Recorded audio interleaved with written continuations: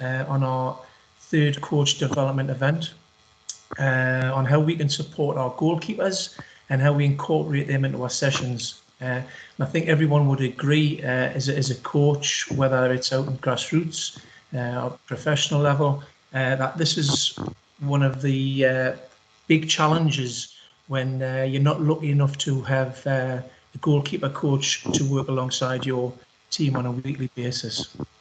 So it gives me great pleasure tonight to introduce our special guests and to just discuss this theme. Adam Bartlett, who's Newcastle United's lead academy goalkeeper coach in the professional phase currently, and is a UEFA B goalkeeping coach.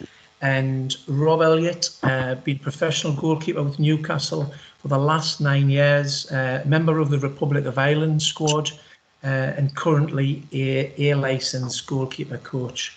So lots of experience, knowledge to share with us all tonight. I'm sure it's going to be a great learning event.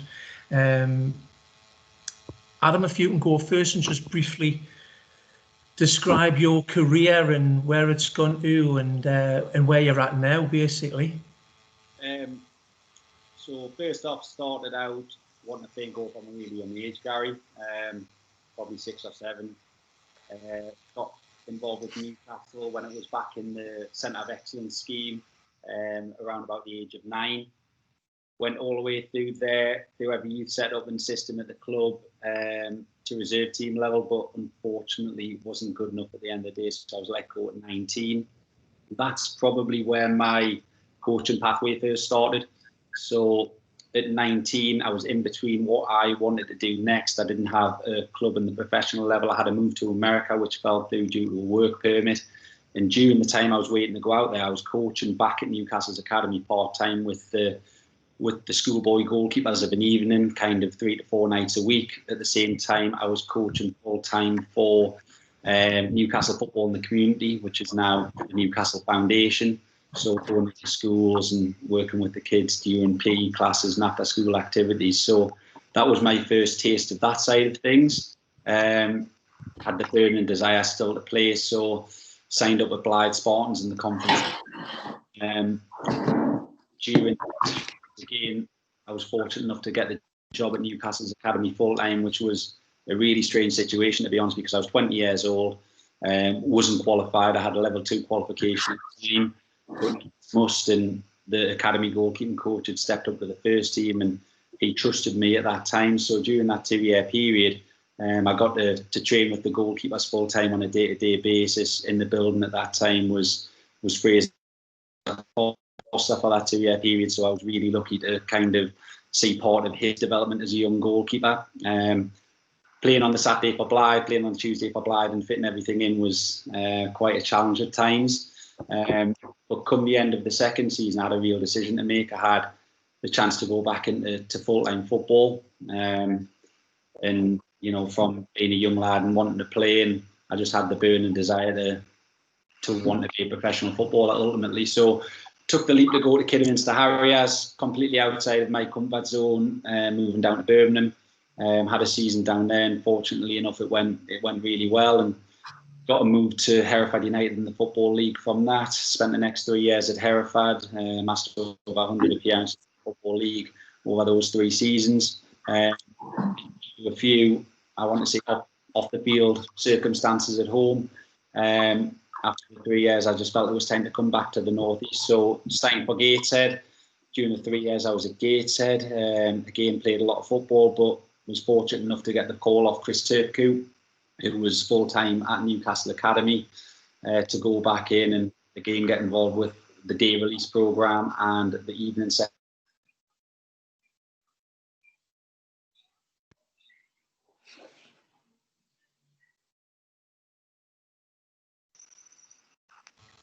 Sorry, I don't know if it went off a second there. That was fantastic to get that learning. From there, I signed and played 2 years at Hartlepool United. And again, during that time frame, kept on coaching part-time at Newcastle. It was always an avenue that I felt I wanted to go down. I felt really comfortable in that environment. And I always thought that as my career went on and kind of got to the stage where I realised I wasn't going to reach the level that I wanted to reach, As a player, I always thought, well, can I aspire to be a better coach than what I was playing? After the second season at Hartlepool, I got offered the job to go in full-time with the foundation youth development phase at Middlesbrough, which I took. I carried on playing for Darlington over that 6-month period. But again, a few things happened away from the football field, which took me back full-time playing at York City. During the 2 years I was at York, again, back in at Newcastle part-time. So last season, Steve Harper was the full-time goalkeeping coach at academy level. So Steve brought me back in, got to do again the day release programme, the evening sessions. And then when Steve took the step up to the first team level in the summer and the job became vacant, at 33 years old at the time, 34 now, I just thought, you know, from the footballing side of things and the travelling that comes with it, and like I said, not kind of reaching where I wanted to reach as a player, it was the perfect opportunity to take that step up and get involved in the full-time environment with the under-23s. I've done that job now for 11 months. It's been absolutely brilliant. It's been a great learning curve, both kind of overseeing what goes on, again, with the youth development and foundation phase, but getting that interaction on a day-to-day basis with the professional level, the goalkeepers, the staff, everything that comes with the job. Again, on occasions, getting the chance to step up and be involved with the first team sessions with Rob, Carl, Martin, Simon Smith leading it. It's been absolutely, I can't really describe it. It's been, from a young coach's point of view, it's been a perfect year. And I suppose, Adam, from a coaching point of view, who's been there to support you along the way and sort of mentor you a bit, I would say? That's quite a strange one, because when I was kind of 8 years old, I actually went to Simon Smith Goalkeeping. Simon used to run goalkeeping courses at Benwell. So right away from 8 years old, I had Simon. When I signed at the Centre of Excellence as a 9-year-old, John Carver was actually the manager of the team that I was playing for, and Simon Smith was the goalkeeping coach for the Centre of Excellence at the time. So right away from being 8 years old all the way through my 10-year spell at the Centre of Excellence and then the academy setup, Simon was the goalkeeping coach. So throughout my career, I've always been in touch with Simon, and then he's been involved in the last 5 years back at Newcastle with the senior goalkeepers. So even on a part-time basis, those last 3 to 4 years when I've been back involved with the setup and back involved at the club, Simon's always been there for advice, and he's always been on the other end of the phone for my coaching, what he's allowed me to do. Again, referencing some of the things with the first team last season, giving me a bit of a lead role from time to time to actually take part of the session, which again, for somebody young, stepping up and being involved with senior players again like Rob, Carl and Martin, it's absolutely brilliant. There's another coach, Adam Sadler. Adam's now an assistant coach with the first team at Leicester City. He was brought in when I was around about 13 years old, and he was another one that was developed through Simon's setup from a young age. Left Newcastle to go to Manchester United as a 19-year-old, but went back involved with the coaching once he finished playing, which was really early. Adam actually quit at 21, and he really pursued that. And I think by the time he was 24 to 25 years old, he was a licensed qualified coach right the way across the board. And just on a personal level, every level, in fact, he's somebody that, again, is on the other end of the phone for me. Absolutely brilliant, both my development as a coach, a goalkeeper, but also a person.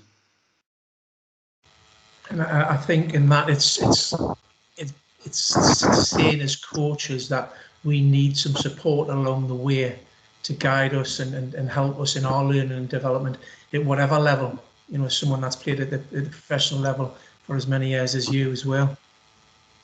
Yeah, without a doubt. I think it's massive. I think having a coach that you trust, rely on, somebody that I think, you know, on a day-to-day, week-to-week basis is going to be there for you and is wanting you to not just, like I say, succeed on the pitch, but succeed in your development as a person. I think that highlights for me a good coach, somebody that is really there for the individual, there for the group collectively, but he's there for the individual amongst that. And as both times I think you can do meet to feel an individual. Sometimes you can feel it to fall from the team, not just physically out on the pitch, but actually read a quote from Brad Field today, saying as a goalkeeper, you're part of the team, but at the same time, it can be a very lonely place. You can feel part of your own team from time to time. Mm-hmm. And I think the game's evolving. I don't think that can be the case anymore for a coach. Whatever age they're at, whether it's foundation, development, or professional phase, I think that the way the game's evolved, that a goalkeeper needs to be included.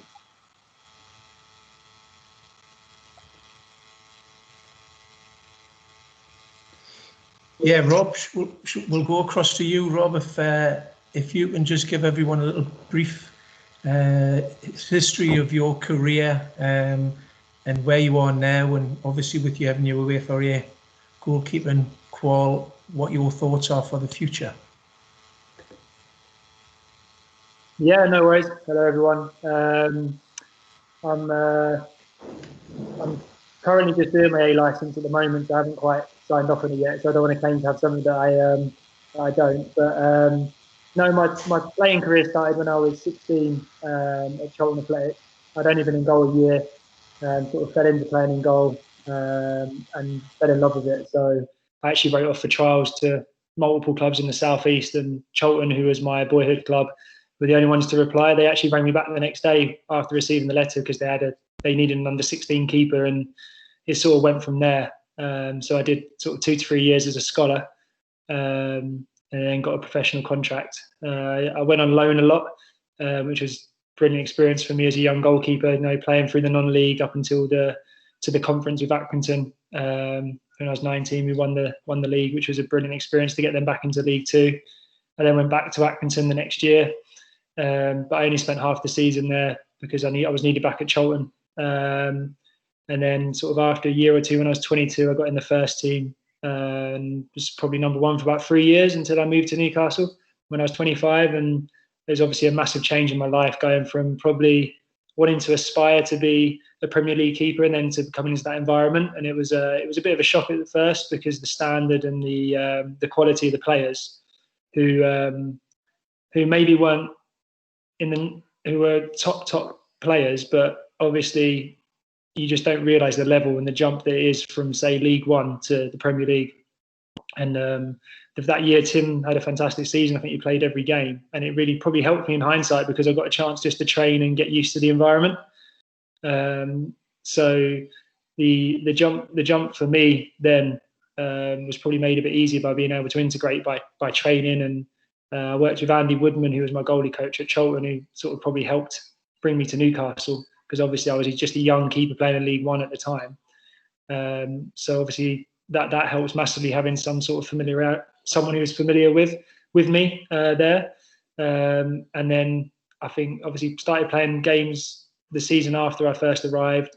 The Europa League season, played in the Europa League, played a few Premier League games. But it probably wasn't until 2015-16 when I obviously played for the most of the season till I done my knee, that I sort of was able to really sort of cement place in the team, and obviously felt like I gave myself the opportunity to show what I had been doing in training, but never really quite got the extended run in the team. And then obviously the last few years played again when we got promoted at the end of the season, started the season off, and then in the January we signed Martin, and obviously it was pretty clear that that Rafa was looking for a new goalkeeper and wasn't sort of keen on myself or Carl as being number one. And from there it's been quite a tough 2 years, so which is probably where I've sort of tried to use that frustration with not getting the game time and try and push into my coaching. So I've done my A license outfield, just currently finishing off my A license goalkeeping, and just sort of trying to get a different view on things. Obviously being 34 now, football's not going to last forever. So it's just trying to look at things that I can either do to improve myself, because obviously you never crack it, but you always try your best to, and looking at sort of for the long term, what sort of career I want after football in coaching, goalkeeping, outfield, everything, and just trying to experience as much as possible. And to be honest with you, the coaching's been brilliant, because obviously the talks I have with Bart are a lot different now, because it's not just about myself, how I can improve, but it's looking at other goalkeepers, what we think about them, how you can improve them. And for me, I'm just trying to use this sort of last few years of my career to help with my understanding of football and the coaching side, and at all levels as well. Obviously, me and a few of the lads, we set up Newcastle Elite, so I understand obviously the foundation to a certain degree. But from a coach, I'm learning myself. I've done my badges, but that no way means that you're a good coach. Doing your badges means that you're able to perform sessions, but what you put into the sessions are obviously the most important thing. So for me, I just want to use this the opportunity to meet as many people as possible, discuss ideas, and sort of learn about what sort of coach I want to be and how I want to influence sort of the players around me. So yeah, obviously I left Newcastle in the summer after 9 years. It's been absolutely amazing, and I'm looking to carry on playing. I really want to I've got that love back for football that I probably lost about a year ago. Just where not playing and being injured at one point, you just sort of think, oh, you're never gonna get back to them days of playing in front of thousands of people. But sort of got that love and determination back now. So I just want to go back to enjoy my football. But in the back of my mind, I'm always trying to learn and improve as a coach, because it helps you as a player, but also for my long term. So that's sort of where I'm at. Yeah, great, Rob. And from your point of view, looking now at going on to coach, who's sort of been big influences in your career and supported you, and you'd want to be taking bits from their coaching philosophy to put into your coaching framework? Yeah, there's a few people that stick out. My first goalkeeping coach, a guy called Lee Smelt, who's the academy coach at Cholton. He brought through me and Darren Randolph. We were in the same youth team, and he was brilliant. He really challenged us. He really pushed us, and he tested everything. He wouldn't settle for anything that was like.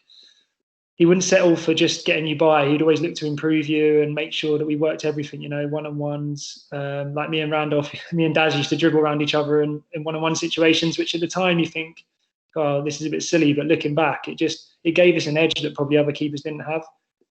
So he was a massive influence, especially for such a young goalkeeper. The importance he put on things like crosses and dealing with back passes, the things that maybe get overlooked in the long term. But it sort of helped me and Darren probably stand out and give us a chance to play men's football at 18, which again just gave us a head start on other goalkeepers our age. And then obviously Andy Woodman, who had as long-term goalie coach. He was probably one of the best. He was a good coach. His sessions are good, but even Woody would probably admit his strength was probably come to the mental side of things. We talked about games, situations, how to sort of control yourself, emotions, how to get through difficult situations. So I sort of I learned a lot from him in that sense. And obviously he was a brilliant character to have around. He was always laughing and joking. He sort of, he wasn't overly intense, which I think sometimes you need. Sometimes as goalkeepers, you don't need to be too intense all the time. Chris Turpke, who Bart's touched on, great guy.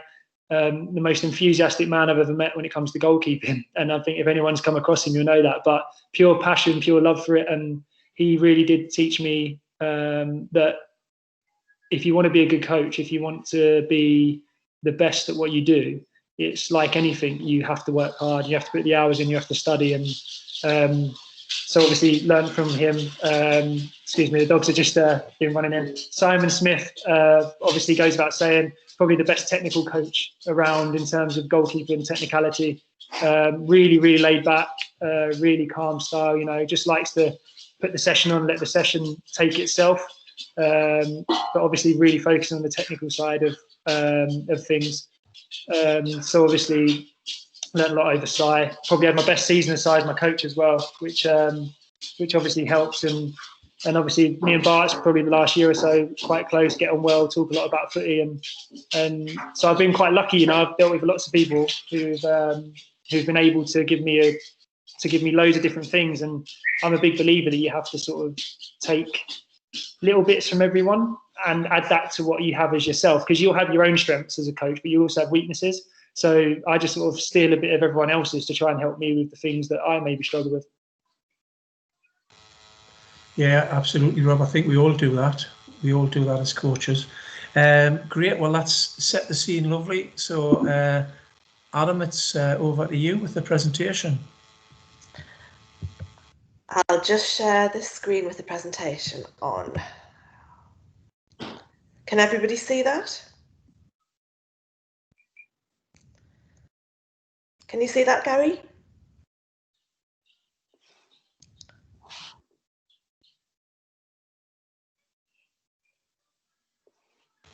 Yes, Alan, we can, yeah.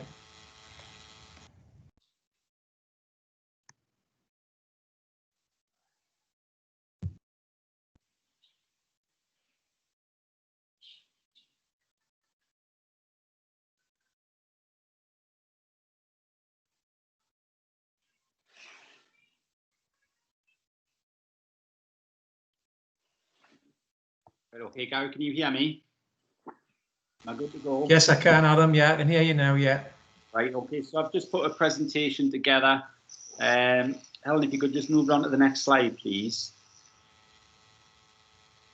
Basically, it's about obviously incorporating the goalkeepers into the outfield session when there is one coach present.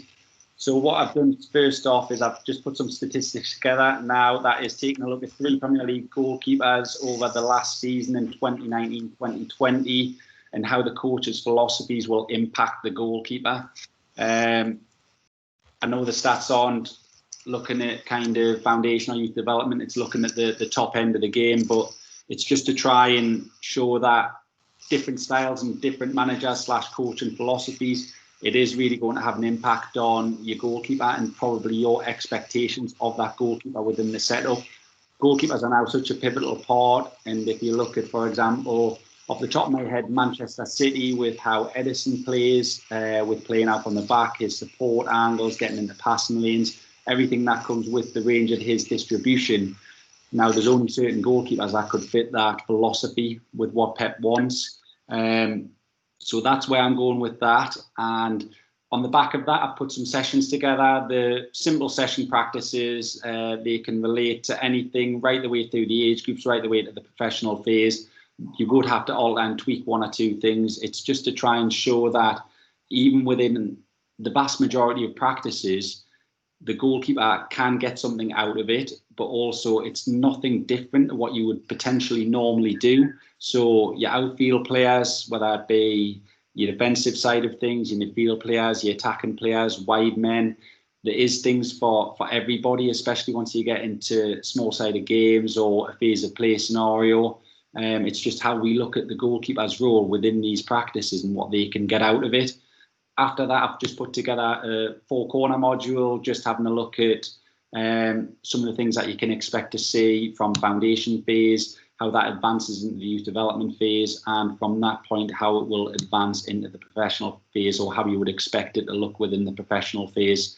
After that, we're just going to have a summary, really, just a general discussion about our thinking in regards to what a goalkeeper needs within your weekly sessions. A little discussion around yourselves as well, just to kind of have a think of what your philosophy is, you know, what your goalkeeper looks like within your setup, within your syllabus. Looking back to what Neil and Ben done the other week with their plan, you know, is it age appropriate? The principles of play, everything still relates to what you're doing there with the goalkeeper involved. If you could move along to the next slide, please, Helen.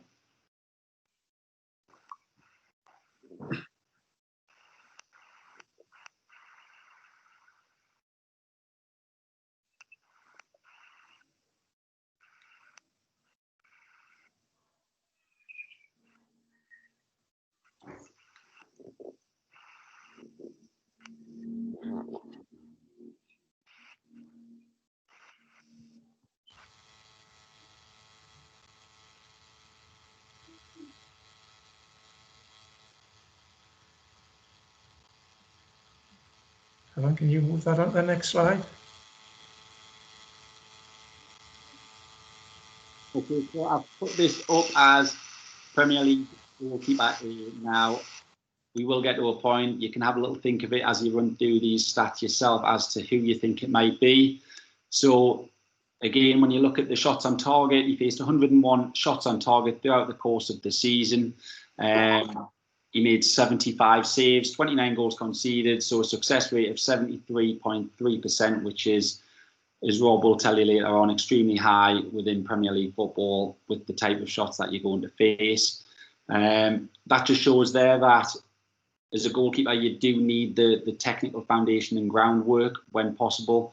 So from my point of view as a coach, at Newcastle, we try and have that right the way through the system from a young age if possible. So right the way from under 9s through, they'll have goalkeeping evenings where we're just focusing on, for an hour and 30 minutes away from the squad, there will be a technical group session. So if possible, away from yourselves, I would recommend, and I know it is complicated to do depending on the club that you're at and their financial constraints or whatever that might look like, but if your goalkeeper can get grounding away from the building or within the building, if your club can get a goalkeeping coach away from your setup and your weekly session, that can be of huge benefit, because that shots on target scenario and how they deal with things, although you will be able to do things on a weekly basis, I just think that a lot of the groundwork can be done with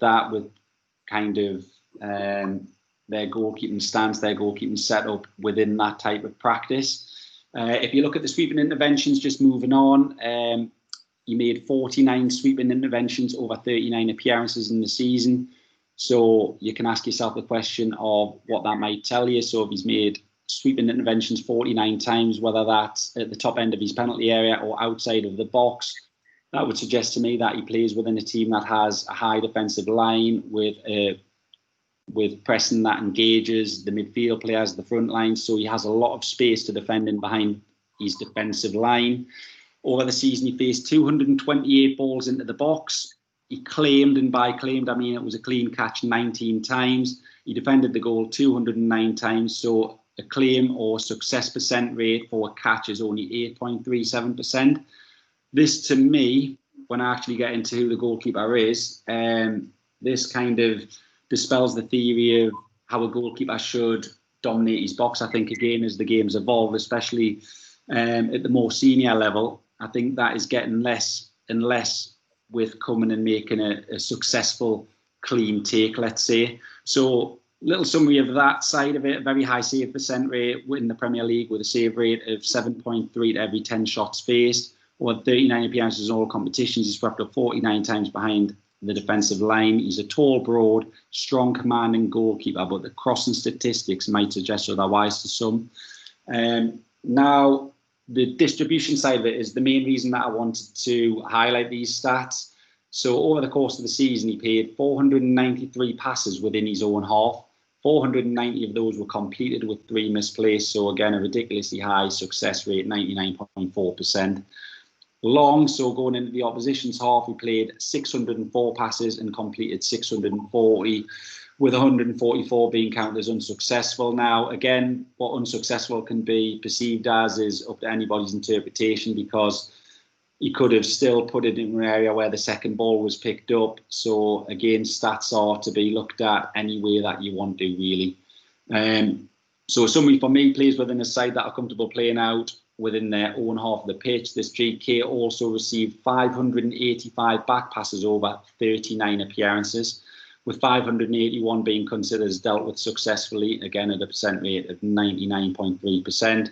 What's dealt with successfully, again, is up to anybody's interpretation. But again, I think that is a very, very high stat to look at, and how the goalkeeper is now going to be expected to play with the ball at his feet. He's expected to be able to control the ball, see it pass. There's a lot that comes with that prior to it, with support angles, visual and verbal cues, scan of the shoulder, awareness. But again, 581 is a very high percentage rate when you think about he's only played 39 games. Okay, so again, you might have looked at that and you might have an idea in your head who that goalkeeper is, but that goalkeeper is Alisson Becker of Liverpool.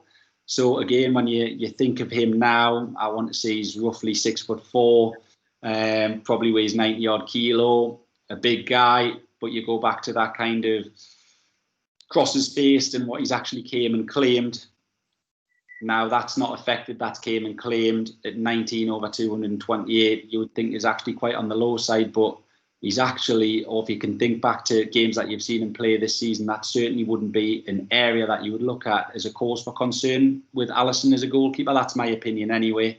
But yeah, I just think it kind of takes away that perception of what is maybe expected of the goalkeeper and what maybe you expect of your goalkeepers when balls are played into your box. What type of delivery is it? Is it something that they should be able to come and command?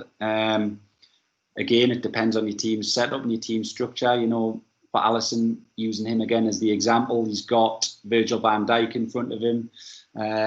You know, fantastic defender, excellent balls into the box. So again, what you look for within your goalkeeper does depend on your team setup and your team strategy. Could I have the next slide, please, Alan?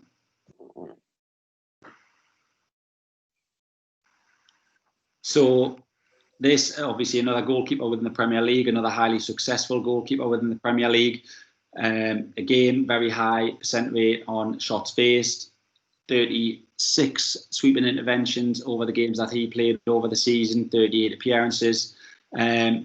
More crosses faced into the box, as you can see, a much higher ratio with what he's actually came and claimed. So 40.3% success rate, but 53 balls claimed into the box, which is, again, looking at that, is actually a lot over the course of a season, over 38 games. You know, he's not far off coming to collect nigh onto a game.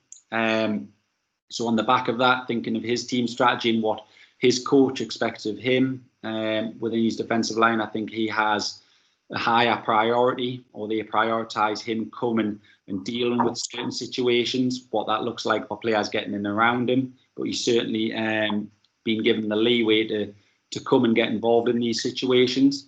Now, on the other side of things, when you look at the distribution, it's a hell of a lot different from what we've just seen.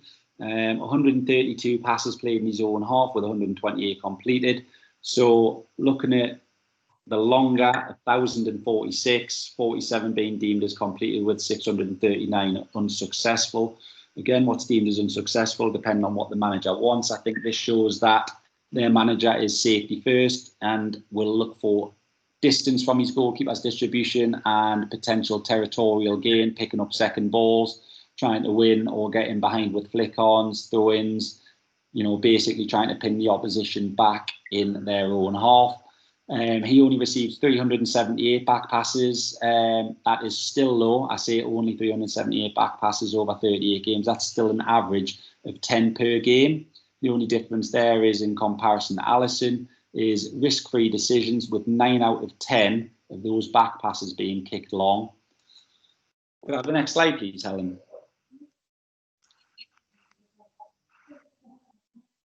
And just before I go into that second goalkeeper was England international Nick Pope. This third goalkeeper, 47 appearances again, ridiculously high on the success rate with shots faced in comparison to goals conceded. 49 sweeping interventions over 47 games. So again, that tells me that he plays in a side that engage in the press, a high defensive line. Low again with crosses claimed over 209 faced, 16 that he's claimed. If we move on to the distribution statistics straight away, though, again, that is the main thing for me with this, showing how many touches of the ball that a goalkeeper gets over the course of a season now. And this will, for me, look similar, obviously different, but similar right the way through the age groups, right the way from under 7s, under 8s, under 9s, whatever it might be, through the youth development phase.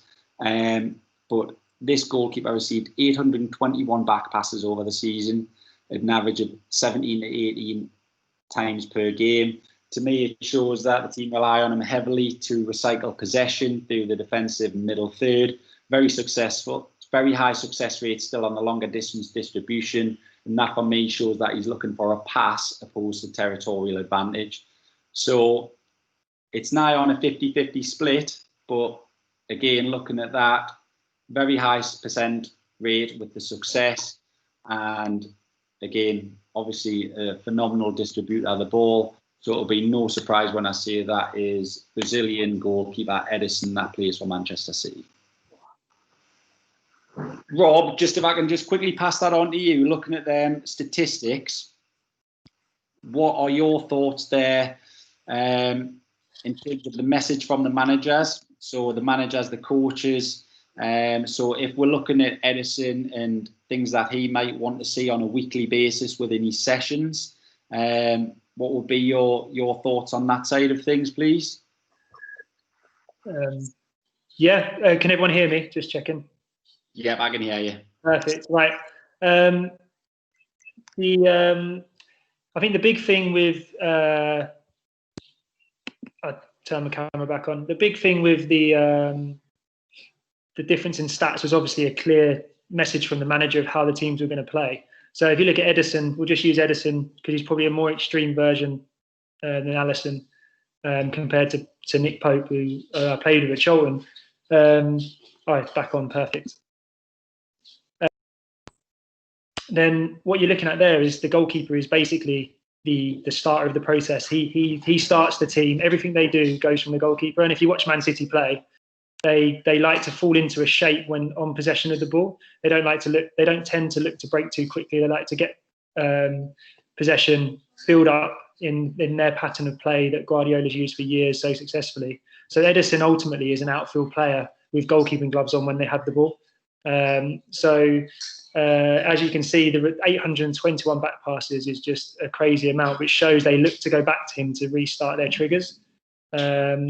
So the two things for me with Edison and the coaching, is from sort of what I know, is what you'll look at is the sessions. He'll be heavily involved in their team play sessions. You know, it won't be a case of keepers in the corner sort of doing their goalkeeping sessions and he joins in for a game. He'll be involved in everything they do when it comes to tactics and technical play. I'd imagine he'll be involved a lot of the keep ball and a lot of the build-up play. And what's important to understand here is that if you want your goalkeepers to play like this, especially the foundation age, because this is the way football's going, you know, it's the way you look at the best and you try and emulate it and you try and surpass them. It probably shows that the goalkeepers really need to be playing with the outfield players a lot more. So it's very difficult for a goalkeeper to not really be involved with the team for, say, from 8 to 14 and suddenly being able to play like Edison and thread balls into midfield, smash it over the top and play out from the back under pressure when you're being pressed. And I think a lot of that is getting a balance, like like Bart spoke about, with the goalkeepers need their technical training where they learn their goalkeeping, keeping the ball out of the net, the right sessions to improve their goalkeeping just as a goalkeeper, but also they need to be able to join in with the outfield players and be able to use their feet and be able to be a part of the team and a part of the way they play. And when you compare that to Nick Pope, for example, when you look at the short and medium success rates, they weren't too different. They're both high 90s. So it shows that when Nick, for example, is playing short, he's playing probably a safe pass that's onto a centre half or a fullback who's able to turn and play forward. With Edison, he'll play to a player who's under pressure to receive the ball back and then look for another pass. So the short and medium success rates weren't too different between the two of them, but obviously the success rates on the longer passing is obviously a lot higher with Edison, because when he does go long, it's because they've used the shorter passes and the build-up play to open up space to go longer. So when he goes for maybe a ball into the opposition's half, it's to put a winger in or to find a striker's chest or feet. So even when they're going long, it's not a case of looking for, like Bart's talked about territorial areas to then win second balls. It's looking to actually still make a pass. And again, a lot of this will come from the sessions you put on and just familiarising your goalkeeper with outfield sessions and being used to playing with the outfield players and being used to playing short and receiving the ball, etc. And I think the other side that goes with that, and this is obviously as goalkeepers being defensive, is the outfield players need to understand their role in this as well. So if the goalkeeper's going to come, one of my pet hates was as a goalkeeper, and I've had it from a couple of managers, is they scream from the touchline, play, play, play. But if you're centre half, if all you can see is the number on his back and he doesn't want the ball, you can't play. You know, you're not going to put the ball at risk in that situation. So I think the whole philosophy from the goalkeeper joining in with the outfield players and also the outfield players understanding their role for the goalkeeper is huge, and probably the difference, and I don't mean this in any disrespect because they're both very, very successful at it, but probably between Burnley and City is every single Man City player will be available for a pass once Edison has the ball. Now, even Aguero will be expecting the ball from Edison, as well as Laporte, John Stones will all be in a position to receive the ball.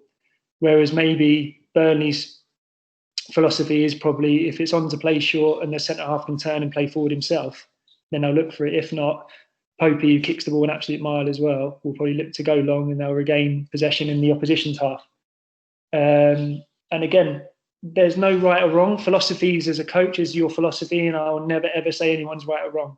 However, going forward, if we want to encourage our goalkeepers and our teams to probably aim to be the best they can be, you're probably looking at the style of Edison, Alisson, that sort of play, because I just feel like it gives the young kids at a foundation level every opportunity to improve and understand the game more and more, and hopefully help players play probably a more enjoyable style of football.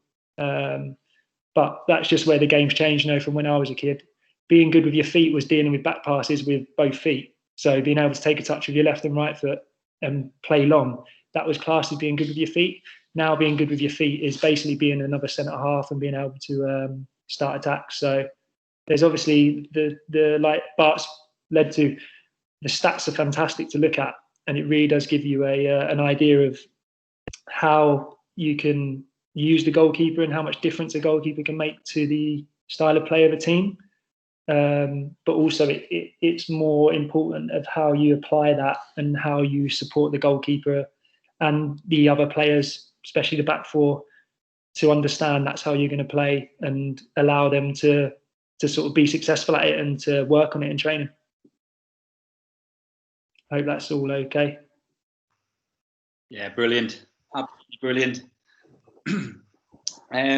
Just before we go on to the next slide, just on the back of what Rob's just said there, so moving into what you're going to be doing within your sessions, and it's always a little bit of an awkward one when you've got, let's say, one goalkeeper within the group. But for me now, they need to be involved in your general passing sessions. There's so much that they can gain from that. Like Rob was saying, technically learning to receive the ball with both feet, different passing techniques, seeing different pictures, moving off and making support angles. It all adds up to what is expected of the modern day goalkeeper within modern day setups tactically. The need, in my opinion, if I could just move on to the next slide, please, Helen, just so I can show this a little bit better. So when you move into possession practices, now this can be any form of number or any type of possession practice. It could be over a bigger area, a smaller area. That is entirely up to you for your own interpretation, what suits your numbers better within your group. But it has generally been the consensus over the years that if you've got an odd number or the numbers don't quite work, let's stick the goalkeeper in the middle as the floater. Now, where that will have pros in that they've got to have good ball mastery, they've got to have an understanding of being in there, and they've generally got to be good with the ball at the feet. But as young goalkeepers, that is quite often at certain levels not the case. Now, for me, I'd completely change that around and I'd try and use pitch geography for a goalkeeper. Now, what is a goalkeeper used to? What is a goalkeeper going to see on a Saturday and a Sunday?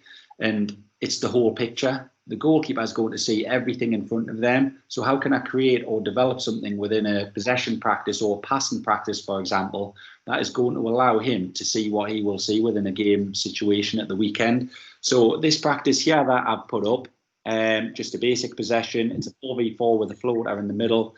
I've got two goalkeepers in there. Now, if you've only got one goalkeeper within your group, the other goalkeeper, he could be, for example, your number 9, a target man that you want to play with his back to goal, that you want to move into the channels, that you want to get into passing lanes, to get a hold of the ball and bounce it back into the midfield. So there's a load of different ways that you can do it. If you haven't got the two, if you only have the one, you could have small-sided goals at the other end, and you could do it, like I said, in a load of different variety of ways. But for me, within this type of practice, the goalkeeper has got a chance to, to start with, depending on the level that you're working with. He's going to get the chance to move up and down across the line, and get into, like I'm saying, the passing lanes. How can the defender see his feet? Can you get into a position to receive the pass back? Has he scanned his shoulder? Has he got awareness of where he wants to go when he receives the ball? Depending on the size, again, there might be a range of different passing techniques. It's going to get him used to, depending with the players that he's playing with.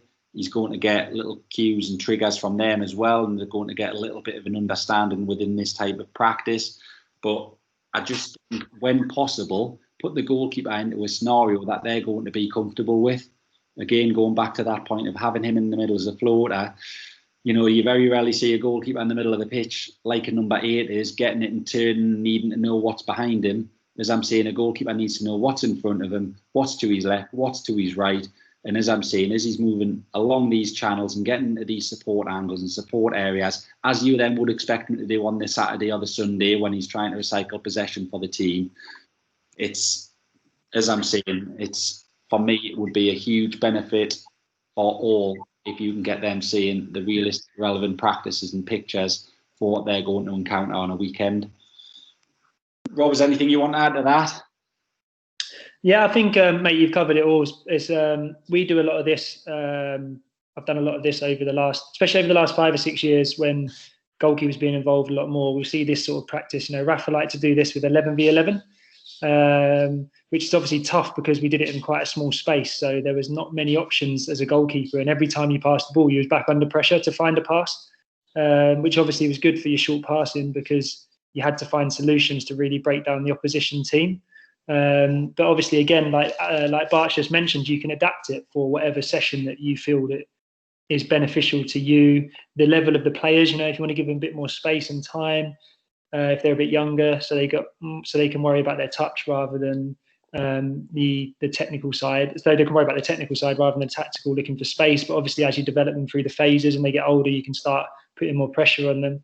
I think the one thing that with these sessions, which I really like, is the pass selection side of it. So not only for the goalkeepers, but the outfielders, but specifically for the goalkeepers, is the size of the area will determine the type of pass the goalkeeper is allowed to play. Now, if you're in a sort of a small 30 by 30 square, the goalkeeper is really only going to be able to play sort of side foot, short, sharp passes. Now, if your goalkeeper is struggling and you feel that he needs to learn to play out from the back, these sessions are brilliant because it will encourage him to learn to pass the ball, say, to a centre half. As you look at these diagrams, for example, the nearest man will probably be centre half. So he can learn to pass to the centre half, to receive the ball back, to move it to the other centre half, which are basic things, but obviously it just gets them very familiar with doing that and being comfortable doing that as well. And obviously little spaces. So as the ball comes back to him, if there's an option to play further through to what would be a midfielder, a deeper midfielder, then that's obviously great for them as well. And then what you can look to do as well is make the big pitch bigger, so your goalkeeper then understands when going long. So if you look at Edison from the previous stats and Alisson, their longer range success was a lot higher than most other goalkeepers. That's because when they go long, it's because it's probably a pass that's been created by the space that the outfield players have allowed by their movement and the pressing. So what that allows then is the goalkeeper to develop that session. It makes the goalkeeper able to choose when is the right time to bypass the opposition if they're having a high press and look for a winger or look for a number 9 or look for space in behind. So that's probably a good secondary one. Once you feel the goalkeeper's comfortable with his feet, then what you want him to do, instead of just being sort of a robot and just passing short, maybe then look to spread the space of the pitch, maybe adding more players, maybe not. So the goalkeeper look and understand, right, what's the pass selection first and what areas am I hitting? So he starts understanding the space further up the pitch, dropping into a winger's feet, going in behind, hitting into a striker, etc. So obviously everything Bart said was absolutely spot on. And just for me was just the pass selection and sort of making the session fit what you are looking to achieve as a team, i.e. short passing, playing up from the back, and also for the goalkeeper's benefit, what will the goalkeeper get out of it? Can you adapt the session to make sure that he's working on things that you feel he needs to work on to develop the overall pattern of play that you're looking for? Brilliant. Yeah, just from me. Sorry, I know you can't see me, so yeah, I've stopped talking. Next slide, please, Helen. Okay, so when we were talking about both Alisson and Edison's stats, they both had a very high percentage rate in sweeping behind the defensive line.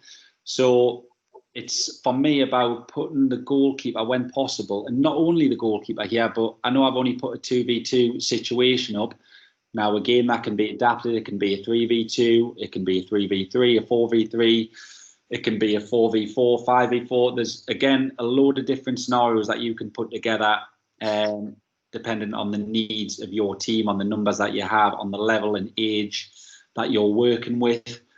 But for this year, the way that I've set it up, it's just to show that if you are a coach that would like his team to play with a high line, if you're looking for your team to engage with pressing in the opposition's half, again, like a Liverpool have this season where the pressing intensity is so high that there's going to be spacing behind your defensive line.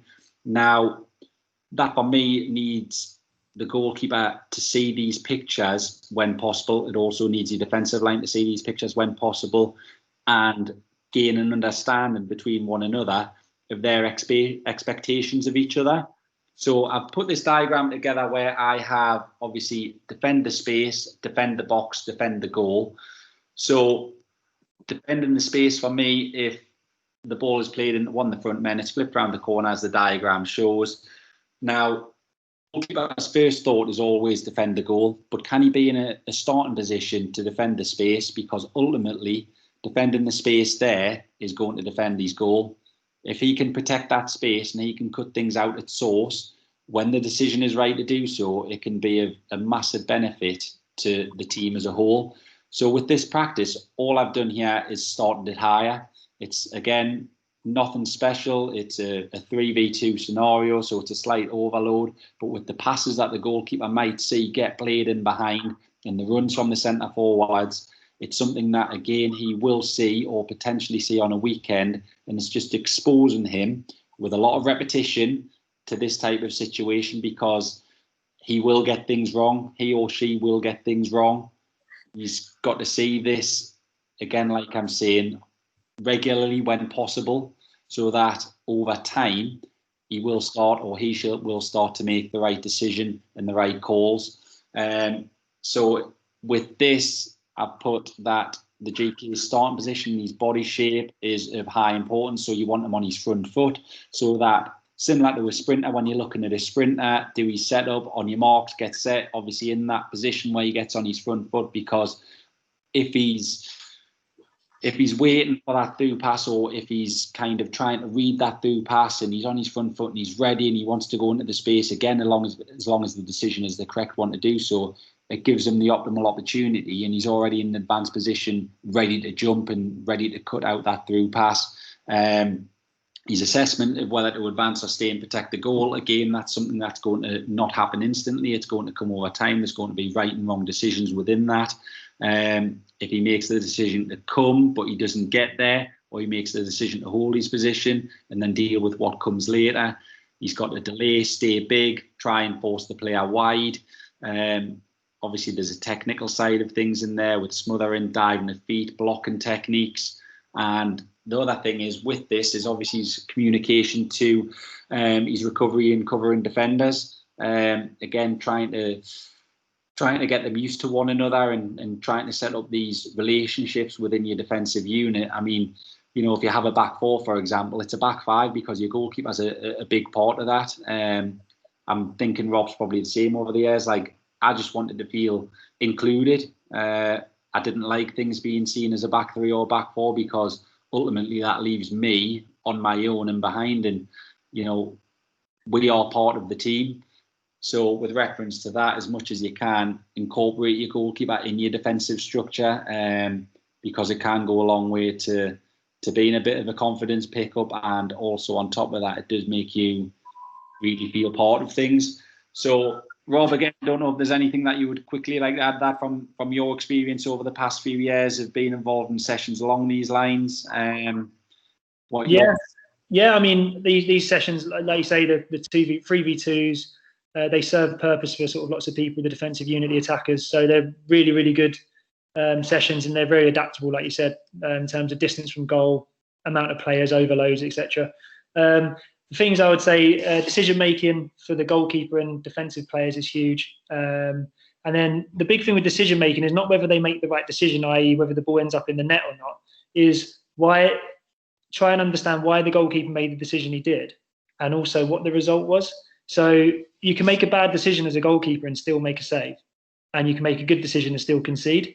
So just try and think about sort of, if you replayed the scenario 9 times out of 10, would the same result happen? So you can rush out as a goalkeeper when a player's clean through, and just chuck yourself at him, and he can panic and hit it at you. Now, that's still a good save, and you made a good decision in that situation. But what we want to do is get consistency in what we're teaching the goalkeepers, to make sure that the decision that they're making is going to be the right, correct decision 9 times out of 10, 99 times out of 100, etc. And I think that's one of the reasons these sessions are really good, because they really do test the mental side of it. And you'll start to see, sort of doing this repetitively, you'll start to see certain traits in your goalkeeper. Does your goalkeeper stand in line? Does he rush out? And these sessions are really good to help them to change that, make them be a bit braver by being a bit higher, because they're worried about making mistakes. Also, maybe if they're a bit too high and they're a bit too aggressive and they keep getting the strikers go round them, etc.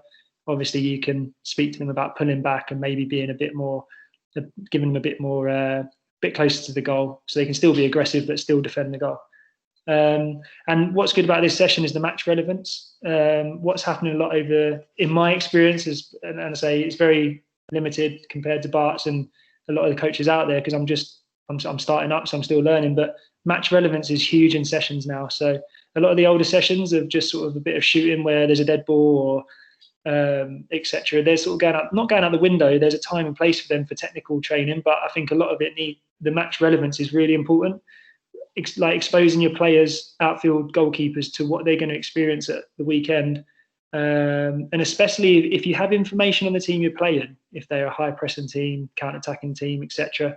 If you're at the standard where that you understand more about the opposition, exposing that to your players before the game, just to give them a bit more of a head start to what they'll be facing. Now, if there's any goalkeeper coaches listening, if you know you're playing against a big strong striker who loves crosses, or a little winger, a quick lad who likes to walk in behind, running behind, or someone who, for example, when we play at our level, if you've got a right footer playing on the left, and he's going to cut in, working on them sort of things. So the match relevance is huge. And what Bart's touched on, which was really good, is obviously being part of the unit. The goalkeeper is a massive part of the defensive unit now, both when you have the ball and when you don't have the ball. So to incorporate them in any unit work that you do defensively, especially the back 4, back 3, back 5, is only going to help sort of enhance the performance of the whole squad, because they'll all get used to, as a goalkeeper, when I play with certain centre halves, I know their traits, I know whether they like to drop off, whether they like to go tight and be aggressive, and I will always adjust my position based on them. And one of the things that I always, Lee Smelt was huge when I was a kid, and as you can probably tell, I like to talk a lot, but he really made communication so key for going forward as a goalkeeper, and talks about stopping at source. And a lot of times, you have a game where it's 0-0, you don't have much to do, and people sort of say, oh, you didn't have anything to do today. But if you've sort of been organising the defence, you've been reading through balls, sweeping up behind, maybe they're not sort of like last minute unbelievable clearance, you've got there just before the striker, but you're just in the right position. That's all part of stopping the source, that's being involved in the game. And these scenarios help that. So, when a player overhits the ball, when a midfielder tries to play a through ball and slightly overhits it, you're already in the right position because you've been there that week, you've been working on it. So them few things for me is why these sessions are excellent. And this is even like the previous session, although it seems simple, why they're still relevant in Premier League football. And that's why we still do them, because the scenario is still exactly the same. Obviously, it will just change from age, standard, foundation, professional, what the level you're working with. So really good sessions from me.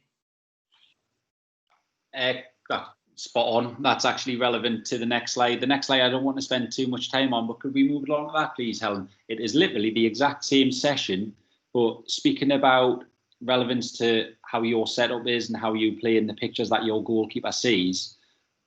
If you are somebody that, for example, if I'm going to use maybe Rob again as an example here, playing under Rafa Benitez, where the team like to play in a deep defensive block. They like to sit in, especially when playing against the better opposition. So a home game against Manchester City, for example, They're going to be at times camped in across their defensive line with a lot of ball played in and around the edge of the area where the team's trying to work the ball into the box. It's the same with us at these kind of levels, whatever level it might be, whether it's, again, foundation youth development, there's going to be scenarios where you're going to come up against what might be perceived to be a better team, where they're flying high at the top of the table and you might be struggling in around the bottom. You might be expecting a tough morning or a tough afternoon.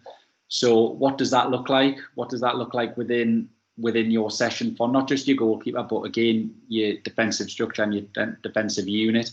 Your attacking players are always going to get something out of sessions like this. But again, going back to those realistic pictures and the realistic scenarios that you want your goalkeeper to face, again, with repetition, this is just the type of practice that you can adapt to whatever your perceived needs are. So again, whether this is your setup, whether the setup previous is how you would like to be, within certain stages of the game, both are probably going to arise. So what I'm trying to say is there's actually no harm in doing one or the other, or in fact both, because again, this might be one where if you are that high pressing team, that your forwards are going to get more out of this one because this might look more relevant to them, but your goalkeeper and your defensive players are still going to, again, interlink together, form relationships. They're going to get decisions to make. So for me, any adaptation of it and any different scenario that you can put together just to exploit them to different situations is fantastic for all. Could we move on to the next slide, please, Helen? So looking at the crossing stat that we had, I think it's quite a difficult one to put on. General crossing sessions, balls getting into the box and deliveries coming in. Again, not just looking at your goalkeeper, but looking at them linked up to the back three, the back four, the back two, depending on what phase that you are working with. But this is just a simple, again, a 4v4 practice. So the goalkeeper would start the session. There's got to be 4 passes in there before they can play the ball into the wide channel. The wide men have got to get into a specific area before they would put the ball into the box. This again would give the goalkeeper decisions to make. It would be working on his organisation, his communication with his defensive line, his position, body shape in relation to the ball. So is he in the right position for the cross that's going to be played? Are your defensive players in the right position? Because again, your organisation and the structure between the goalkeeper and the defensive line is going to be massive with this type of thing. And then the goalkeeper's decision making, when to come for the cross, when to defend the goal, his communication that he's putting out there, the organisation of the defensive players, absolutely vital in my opinion, and something, if you can get into them at an early age, is going to be of huge benefit to not only them but to the team as a whole. Again, many adaptations that you could do with this. You could incorporate more numbers, you could change over the black to the red players so that there could be crosses from deep. I should have included that within one of the conditions, which I have done looking at it. So yeah, many different things that you could do there to expose them to different scenarios, different types of crosses across the face of the goal. And again, the decision making and the repetition is absolutely huge, because the more that they can see these pictures, the more that they're going to improve and have a better understanding of what's being asked of them by the coach. Again, going back to your expectations, how does that look from your side of things? What are you expecting from your goalkeeper? Are you wanting him to dominate things like that? Are you giving him leeway to come and make these decisions and get these decisions wrong at times? Or are you wanting the goalkeeper to be, let's say, an old school Shea Given scenario where she was very adept at dropping deeper at times and making unbelievable reactive saves by letting Nico Stabizas, Andy O'Brien try and deal with the first phase, and if there was a second phase, she was generally there to make an absolute worldie. So, Rob, I don't know if there's anything from your perspective that you want to throw in there with a session like that. Yeah, I think dealing with crosses is probably one of the biggest things that get highlighted as a goalkeeper. And if you look at the stats on Alison Edison, they barely come for a handful of crosses over the whole season. which just goes, obviously the Premier League, you're talking about the pace and the type of delivery, you know, a lot of cutbacks now. So for goalkeepers to come and claim high balls, and especially the sheer size of players, you know, sometimes you think just because you can use your hands, the physicality of it, it's not always easy to come and take a clean catch. You know, generally when you come and take a clean catch, it's mainly due to a poor delivery rather than you dealing with a good delivery. I've seen games, I've been involved in games where people have scored headers inside a 6-yard box, and there's absolutely no chance of a goalkeeper getting there in any way, shape or form. However, people who maybe don't understand it so much will say the goalkeeper's got to come, it's in his 6-yard box. And I think these sessions are really good to highlight to both the goalkeepers and to the defenders at what their roles and responsibilities are, and to expose them to different types of crosses, like you say, from deep, from the byline, whipped in. And the more you can expose them, the more that the goalkeepers, defenders, you as a coach, you can understand what their strengths and weaknesses are, and how to deal with them situations, I think the better. We talk a lot about goalkeeping starting positions, but what helped me massively under Phil Parkinson, and he was very, very good in terms of his defensive coaching / managerial sort of philosophies and stuff, was he knew where he wanted his defenders and midfielders and goalkeepers to be when crosses were coming in. So I always knew that there would be a massive centre half in the near post space whenever a cross was coming in, which allowed me to free myself up a little bit to maybe deal with anything in the centre or the back post. So I actually probably come for more crosses playing for Parky, because he really encouraged it and sort of gave me that freedom and sort of like wanted me to come, and never really worried if I didn't get there. He'd rather I come. Sort of, he felt like me coming would probably have more of an impact than me not coming at all. Now, again, there's no reason to say that's right or wrong. I love that personally, because it gave me the confidence to, one, come, be aggressive and not worry about making a mistake. It took that fear away because I knew that he had my back. And that was the only issue I was going to bring is, as a coach, how fair are you on your goalkeepers compared to, say, your midfielders and strikers and wingers when they're trying to do something? A lot of the time I see, especially since I've been working in foundation level and obviously working my way up through sort of coaching, I've been helping out at Gateshead with Mike Williamson and being at Newcastle, is I see a lot of coaches will be very critical on a goalkeeper for making 1 or 2 mistakes. And sometimes they're only mistakes based from an outfield coach's perspective, compared to, say, a midfielder going for a fantastic diagonal, or a winger trying to take someone on and losing the ball, or a striker missing the target.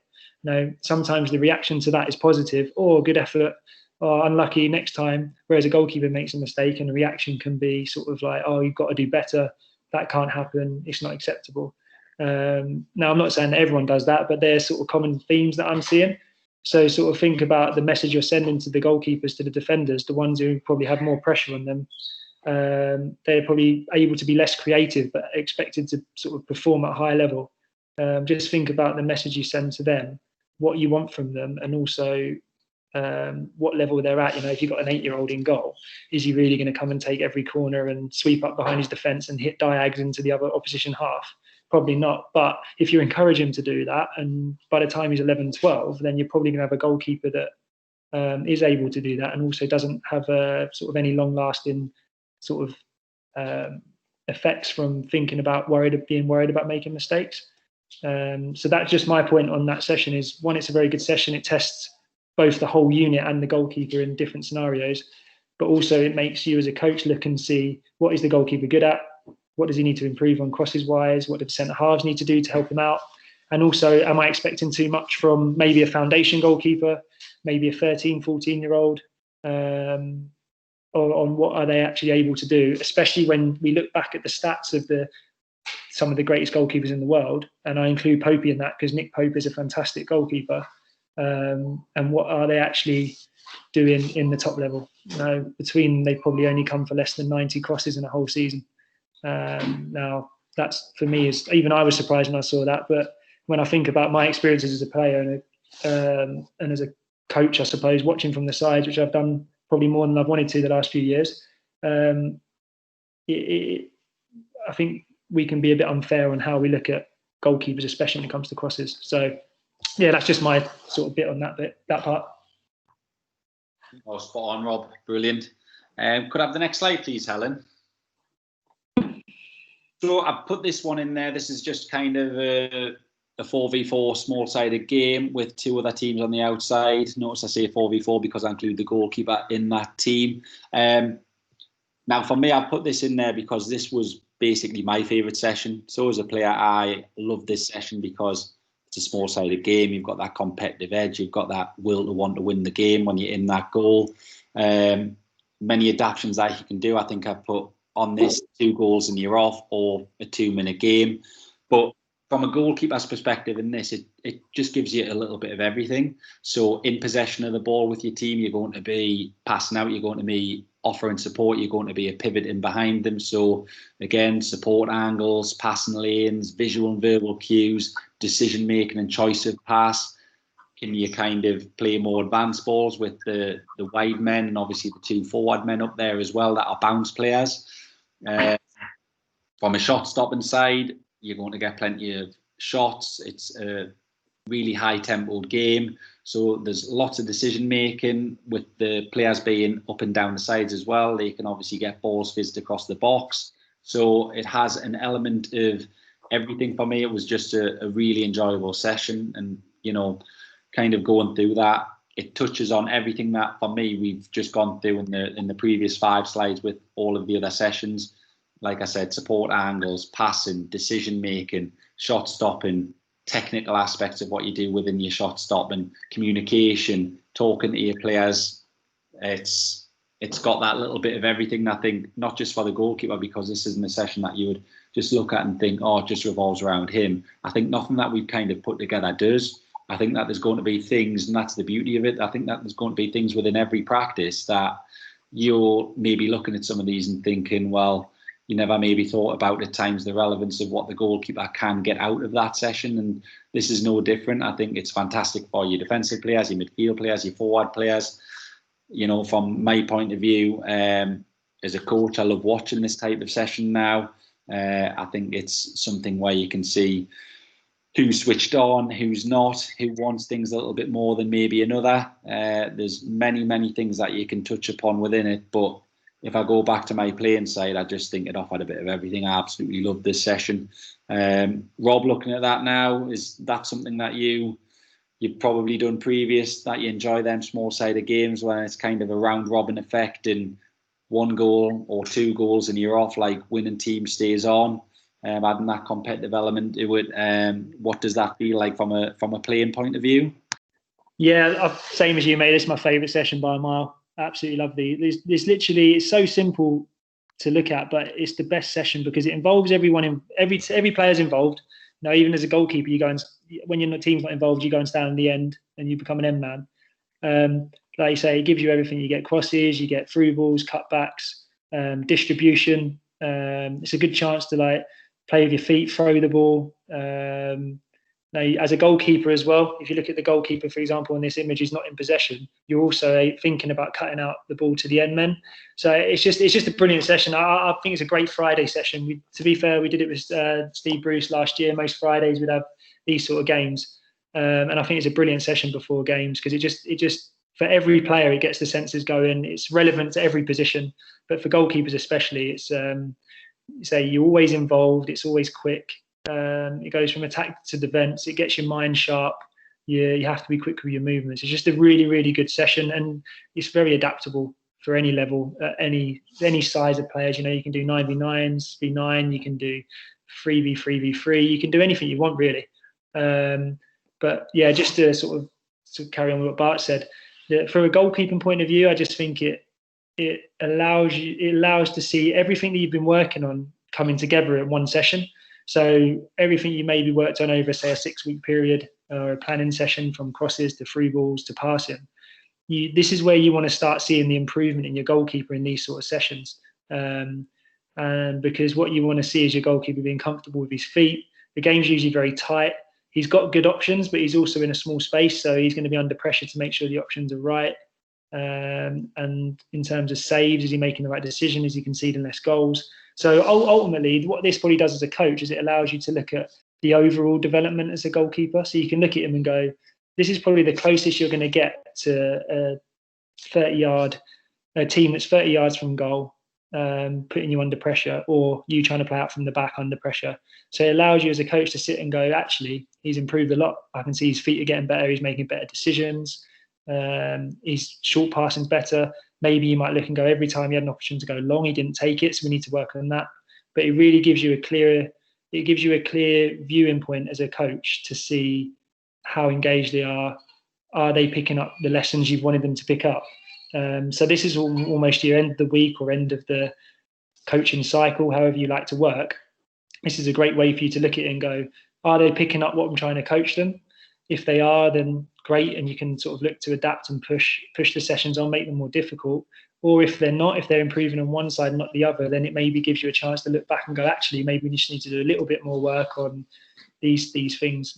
So that's why I love the session. I think it's brilliant. And also for the players as well.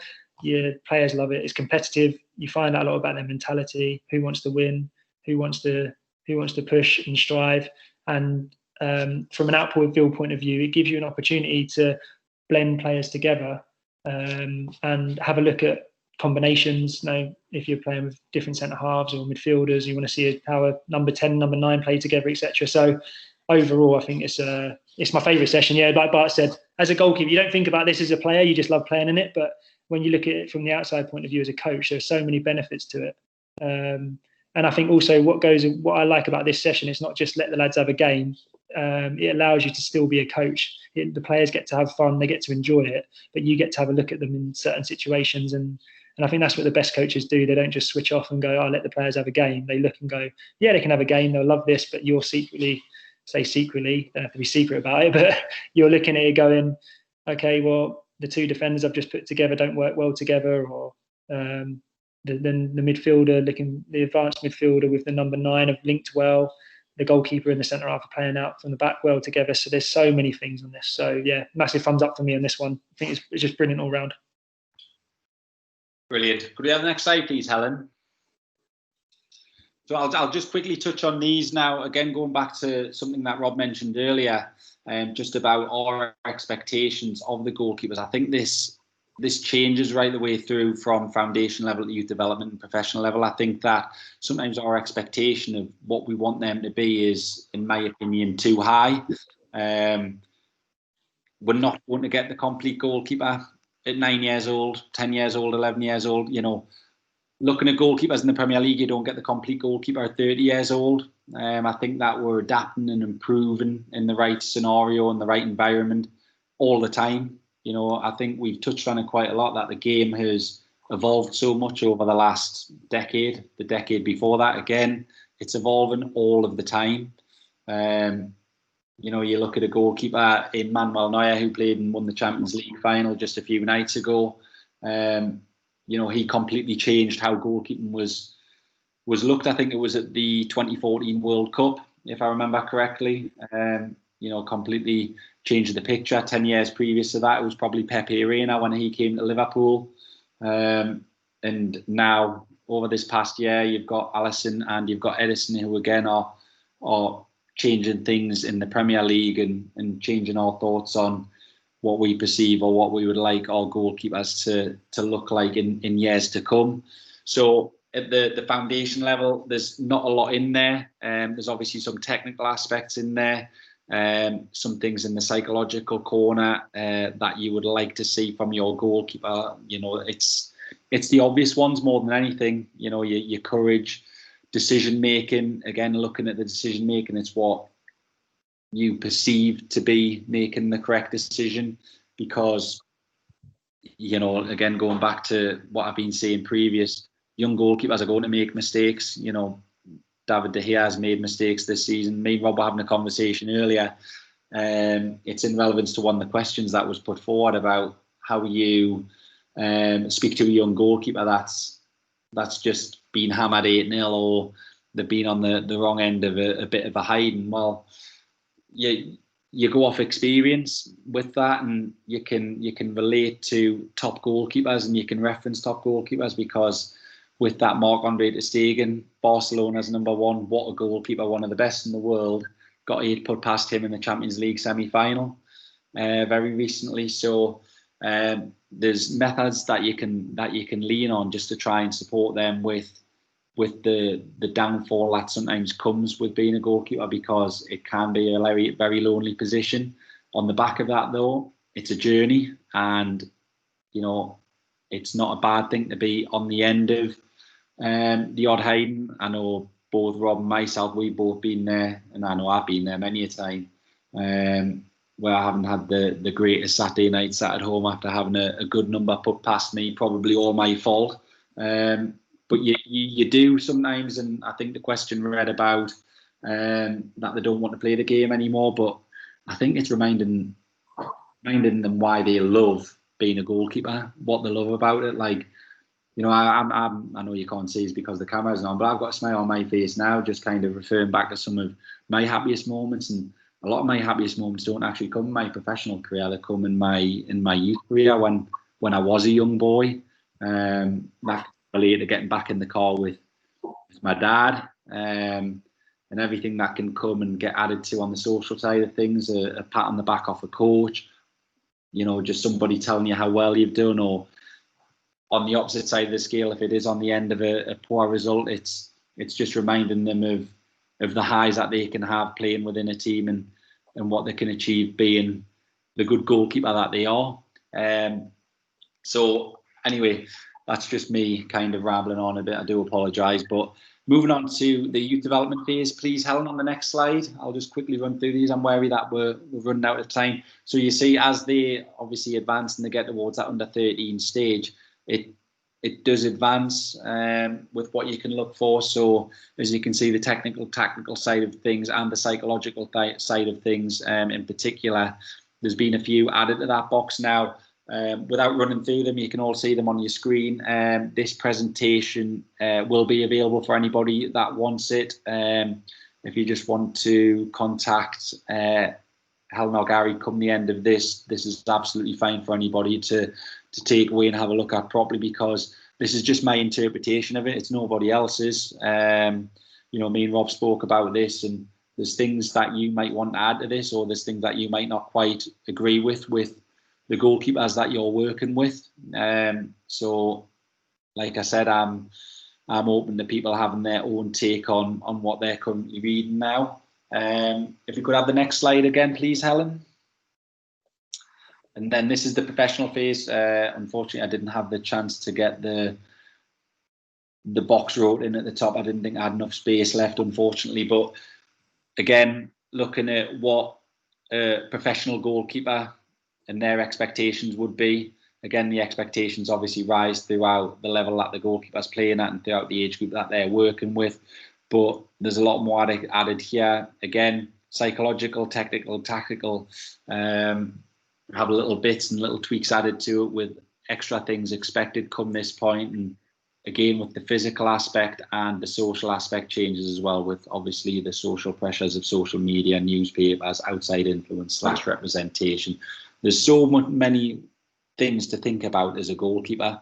It's actually quite mind-boggling at times, and I think this is a good way of us getting together and having a discussion and looking over things, and realising that it's not as simple as it looks. It's not just a goalkeeper with a pair of gloves in the goal trying to make saves or trying to kick the ball as far as you can into the opposite side of the pitch. Like we've said all along, the game's evolved and advanced so much now that what we want from our young goalkeepers and how we want to coach them and develop them over time. That's another important thing. It's back to that point of it's not going to happen overnight. These are the things that we can look at and work on right the way through the 3 stages to try and produce and help the goalkeepers reach the level that they can get to. Rob, briefly, I know you've just had kind of glanced eye over. Is there anything that you wanted to add to that?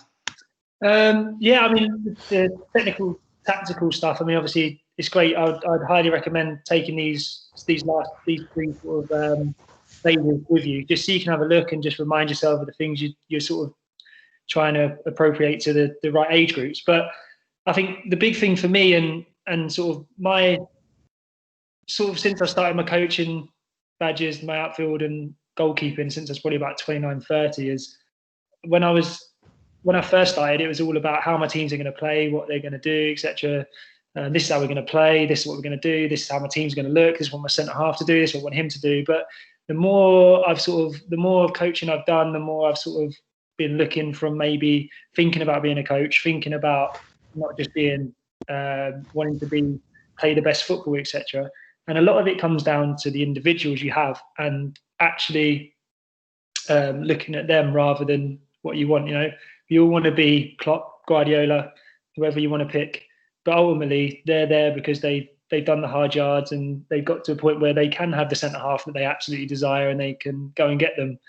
But you can't create one in a lab. They're still human beings. Van Dijk, who, although he does seem like he's impenetrable, is still a human being. Alisson, Pope, Dubravka, all the top goalkeepers, they are still people. And that for me is something that almost, for me, is a non-negotiable that has to be the top of the agenda. Doesn't have to be for everyone. I've known managers that the personal side isn't as important, more the professional, but for me, it's a non-negotiable. And so for a few things for me would just be, when you look at a goalkeeper, we'll keep it specific for goalkeeping.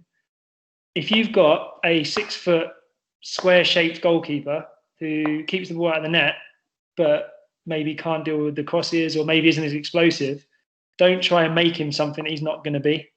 There's no point trying to turn, I don't know, a Rob Elliott into a De Gea. I'm never going to be a De Gea. I'm going to be a Rob Elliott style goalkeeper. And you can try and help me become better of who I am, but you're not going to completely change everything about me to make me someone else. And I think that's really important, especially with young goalkeepers, is try and look at what strengths they've got, improve their weaknesses definitely, but concentrate on what makes them special, what makes them who they are and why they're a good goalkeeper or why they love their goalkeeping, and try and improve on that. People are what they are. And for me as a coach, it's really important to make them better at what they are, not change who they are. There's a big difference, and definitely help them with their weaknesses and try and improve them to get better, but trying to keep who they are, because ultimately that's what's going to get them where they want to be. And trying to adapt things to suit who they are as players. I'm not saying that if they need a kick up the arse, you don't give them that, or they don't get a few home truths when they're old enough. But try and stick to what is going to improve them and what's their special talent, what makes them good at what they do. And with the sort of technical, psychological, I think as a coach, you'll have your core values, which you want to obviously stick to. That's down to you as the individual. No one should tell you what's right or wrong with them. But make sure you're flexible in listening, and if you hear something that you enjoy, don't be afraid to take that on. Don't be afraid to say, actually, I never thought of it that way. I think don't be sort of stubborn and stuck in your ways. Be open to change and look and think, actually, maybe I could adapt things here, and maybe I could look to be a bit more maybe I could evolve myself and look at things differently, because I think a lot of us do. We all have our own ways we look at things and the way we want to play, the way we want our players to play, but sometimes we have to sort of look at the bigger picture, and I think that's why these things are brilliant, and I hope everyone's taking something from it, because you get to see you haven't thought about. And ultimately, just to recap, the biggest thing on this, and this is from a coach's point of view, is when you're dealing with young kids and people, young men, the most important thing for me is the person.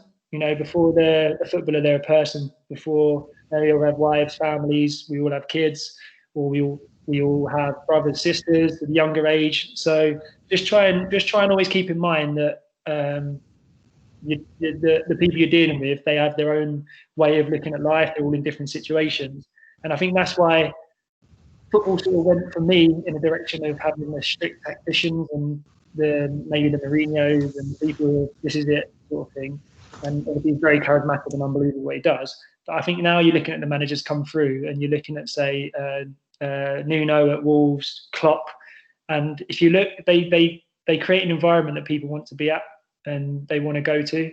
And I think that for me is huge. So all these things we're talking about, the technical side is absolutely massive, and it's great that you want to improve, and we all should improve and look to develop our coaching, our styles and our philosophies. However, basing that around an environment that allows people, kids, boys, girls, whoever it is, to grow and to be able to enjoy it and learn not only obviously their position, but also learning about the other side of things. So the social side is why I'm putting it is so important. Creating an atmosphere, creating an environment that people want to be in, not because they want to get better at football, but also because the environment that's created is something that people choose to stay in. And if you look back at the greatest teams, just as an example, the greatest goalkeepers as well, there's a reason them teams stayed together for so long. Is probably because the environment that was created there made it one that people wanted to be a part of. Now, every footballer in the world at the top level could probably get a move tomorrow if they really wanted to force them way out. So as a coach, how do you create an environment that makes the best goalkeeper in the world or the best goalkeeper in your league or whatever level it wants to come to you, when he's obviously going to have so many more options nowadays? So that's just it for me on that side of things, is all the technical stuff. There's probably coaches, guys listening who are probably further ahead than I am. Bart's obviously fantastic coach, and obviously at such a young age doing is brilliant. But the big thing for me as a player still, and obviously someone who's learning my coaching pathway, is don't forget about the personal side, that you're dealing with human beings and they're all different and they react differently to different scenarios. So just always keep that as part of your as part of your setup, as part of your sessions, as part of your philosophy for them. So yeah, that's just it for me. Bart, cheers. On, thanks, Rob. And that's all back to you, Gary. Great, thanks very much, lads. That was fantastic. I know we've run out of time. Just one thing from me, because a lot of the questions that have been asked have been answered throughout the presentation, and there was one about environment which you answered at the end there, Rob. As a coach in grassroots and you haven't got that goalkeeping coach, the detail that you give the goalkeeper, how many of them, that detail, the coaching points, should we be giving the goalkeeper within what practices when we're trying to work with the whole group? I think that's sort of for interpretation, to be honest. I think right. It depends on what you see at the time. What type of decision are we talking about? I think every scenario is different. Now, I wouldn't recommend stopping it time and time again, and kind of it looks like you're banging your head against a brick wall in terms of what your goalkeepers do. And I just think it's probably using different types of coaching methods with your goalkeeper. So yes, you might at one point command, but I know from my own point of view, from when I was playing, I always learned better through guided discovery. So some kind of posing the question to me and kind of leading me towards the right answer, and then going back and seeing that same picture again and trying to put it into practice. But I certainly wouldn't recommend, like I said, that kind of jumping on top of the goalkeeper and stepping into every possible opportunity. I'd just try and be a little bit careful and mindful, maybe about how they're feeling, and this can relate to the type of character that you're dealing with as well, depending on your relationship with the player and how long you've been working with them. I think you'll know some better than others, and you'll know what a goalkeeper needs from that point, or what that individual needs come that point. So if I think of a goalkeeper that I've worked with, let's say in youth development phase, I know that he is good at being commanded.